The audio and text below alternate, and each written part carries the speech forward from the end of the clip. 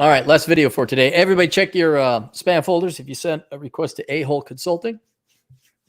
You know what? I'll just curse if I feel like. Don't care. Spread the good word. Can't not curse. 2 videos ago, I did it really good. I didn't curse once in an hour and 10-minute video. All right. Hello. A while ago, you helped me leave my abusive family. Now I require assistance leaving what I thought was a mentor and a friend. Growing up, I was inundated with cluster B personality types such as narcissists, psychopaths, borderline, and worse. Those who have grown up or been around people with these disorders know it can be immensely traumatic and damaging to the individual on a physical, spiritual, and psychological level. Yeah, no doubt. Having come from this background, I joined the military to escape it. However, like many who have grown up like this, I may have had a habit of attracting others like this into my life without realizing it.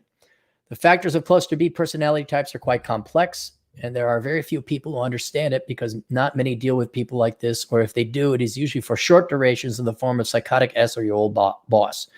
You may have dealt with someone like this at one point. Oh, yeah. No, I had. Every guy's got his bipolar girlfriend, which I'll say again, all of them are faking it. It's just mean, pretty girls that want to treat you like crap. And then they fake having a mental illness. Oh, I gotta take my pills. And then you find out they don't know where their dad is. And you're like, oh. So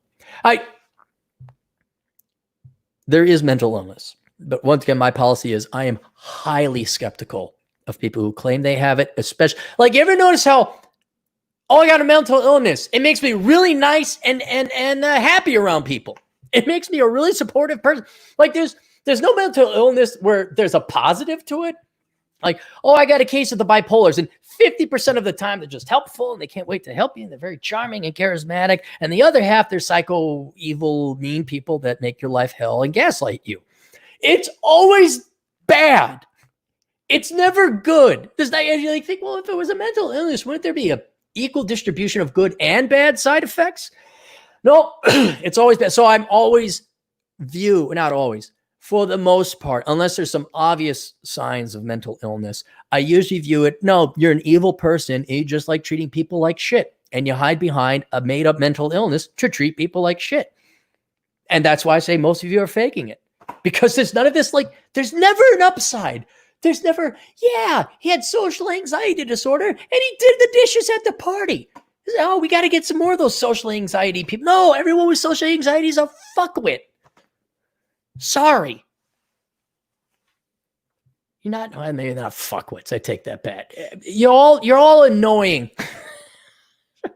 Not those of you with legitimate social anxiety. All of you are you're just weak and you use it as an excuse not to go out. There's always a negative, never a positive externality. So yes, I have. I'm not entirely sure, but I'm guessing since you have mentioned in some of your old videos that you dated crazy women or had psychotic bosses. Yeah, no, I've had like psychopathic sadist bosses. I don't think they were mentally ill. I think they were just lazy, arrogant fucks. It's all, look, evil explains like 95% of the shit out there. Not mental illness. Evil people hide behind mental illness. But just to be safe, know that it can drive the abusee insane if not properly treated. Yeah, I know. I've been there. I had a martial arts instructor in Kung Fu who helped me get through these tough times. Growing up, I looked to him and would do anything for him. Looking back at it, it is possible he could have been a covert narcissist himself. His red flags were, though he did give me words of encouragement, he did not help directly by calling the police or CPA, Child Protective Authority, if expected that a minor in this case was being abused. Well, it's not his responsibility. He could have, look, if you're practicing martial arts, you're going to get bruises. I mean, you want to get bruised up? You want to look like you're an abuse victim? Go do jujitsu just one time. The first time, you're going to have bruises all over your body. He would not be kind enough to let me stay with him for a week until I got off my feet to get away from them and move out of my own when I left the military. Well, it's not his responsibility. That's not it. He doesn't have to. I'm the only student who does not have a key to enter the dojo. I've been attending for 6 years and asked on several occasions. He has a reason.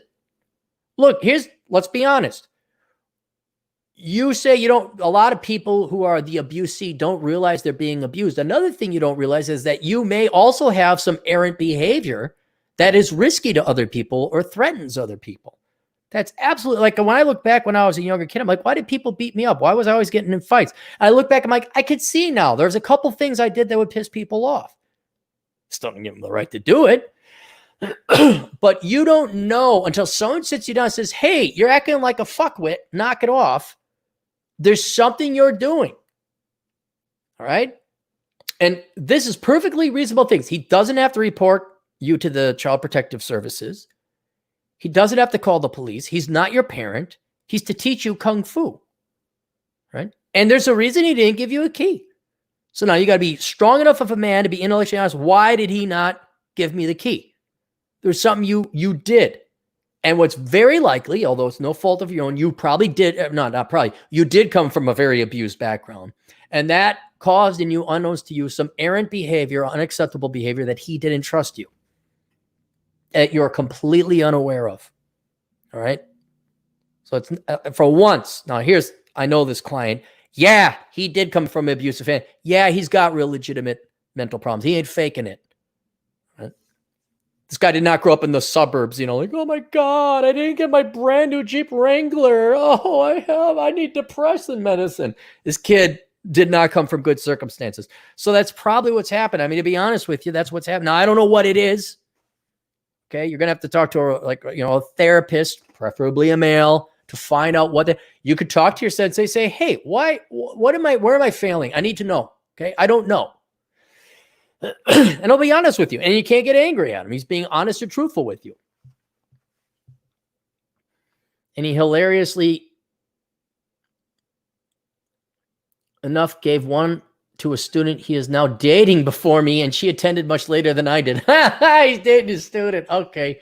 A single mother who is obviously using him for his money. All right. Well, then he's a dope. All right.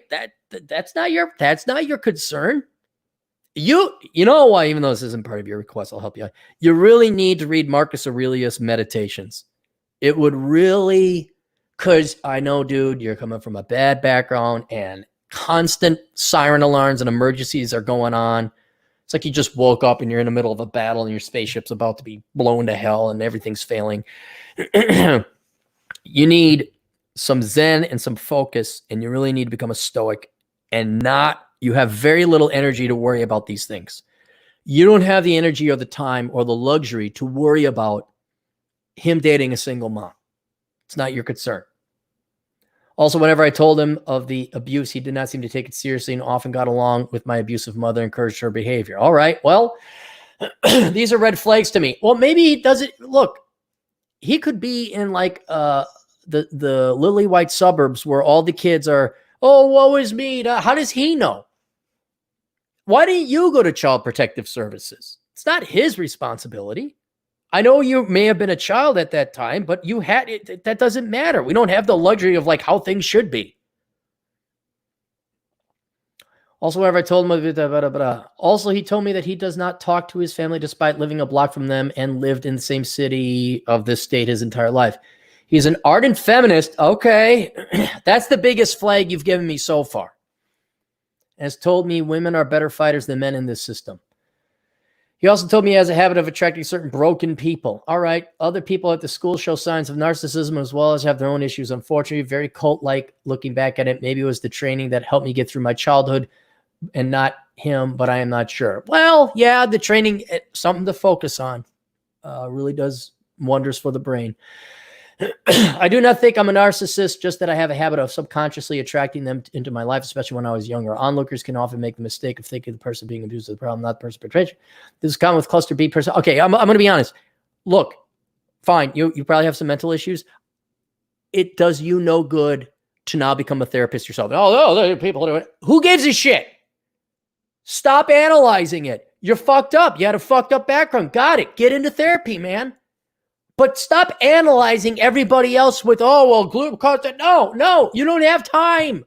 You don't have time. Focus on getting yourself better and it's not worry about other people later. It's never worry about other people.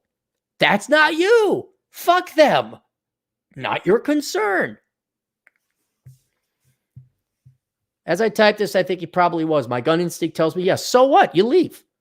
And that I should move on and find another instructor. There's just one problem. He is really good at his job. I can imagine you are rolling your eyes because if someone is clearly bad, you leave them and move on. However, I would be lying if I didn't say he's one of the best fighters I've ever met. He's the only person I know personally who could fight an opponent with one hand with ease. That is not hyperbole. Good word there. You have to see it to really believe me. Think Neo at the end of the Matrix, blah, blah, blah. I almost completed my training system. I would like to complete it the way he has taught it. I have trained with other instructors, but they're not as good. Supposedly were taught by the same teacher he was. I'm naturally skilled in martial arts anyway, since I've been doing it for almost 8 years, but the principle and understanding he has taught me has allowed me to keep up with other masters with relative ease. I'm not kidding. He trainer, ba-da-ba. Most likely the skill level, skill could offset, not, you live in a different place now, and the instructions are not as good. I was thinking about flying to Maryland twice a year to learn that one last system. I got that, martial arts, poo. Should you keep the student teacher go for a shot to gut system leave? No. Okay, here's what you do. He is not your therapist. He is not your friend. He is not your colleague. He's not your helper. He is your kung fu instructor. And in that capacity, he is the best, in your opinion. He is the best. Okay? He also has the right to his own life opinions and decisions that have nothing to do with you. He can date a single mom. He can do drugs. He can do what? He is not your salvation. You are relying on other people to save you. When I think one of the best quotes ever is, no one is coming to save you. No one. The only person coming to save you is yourself. That's it. No one's coming. No one's backing you up. I remember this in college. Parents had no money. It was sink or swim. Nobody's coming to save me. Now, it sucked, but it made my path very clear what I had to do. And there was no confusion. And in some odd regards, even though that life was hell, it was at least some of the more serene bits of my life because there weren't any decisions to make. It was like, we got to do this. It's the only way out. We got to work. We got to sacrifice on the sleep. We got to study. Right? So stop looking for other people to help you. If you need help, go to someone who's trained to be a help. I mean, not like I can help a little bit and point you in the right direction, but absolutely, man, go talk to a therapist. I think if you want me to, I'll email you. You go talk to the therapist because you're legit. I understand, dude. You legit came from a broken home. You legit have some issues. You do actually need some help, some real help, okay, where I can't help you. But I can help you by saying you do need that help. I can also help you by pointing out this guy he has no obligation to you except to teach you Kung Fu. That's it. And if he's the best, go learn Kung Fu from him. His personal life, the other shit happening at the dojo, the other students, none of your concern. They could be going fucking tree stumps. They say, hey, now we're all going to fuck the tree. It's the meetup group of tree stump fuckers. Say, dude, Aaron, they're fucking, well, it's good for them. How I didn't know. You got other shit. You got your training in Kung Fu. Now, go leave and go do something else.